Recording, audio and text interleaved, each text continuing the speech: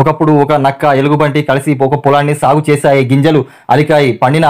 పండిన గింజలను మనం ఎలా పంచుకుందామని ఎలుగుబంటి నక్కని అడిగింది. ఇద్దరం సమానంగా పంచుకుందాం. ఈసారి భూమి పై భాగాన పండినవి నేను తీసుకుంటా, భూమి లోపల భాగాన పండినవి నీవు తీసుకో అని.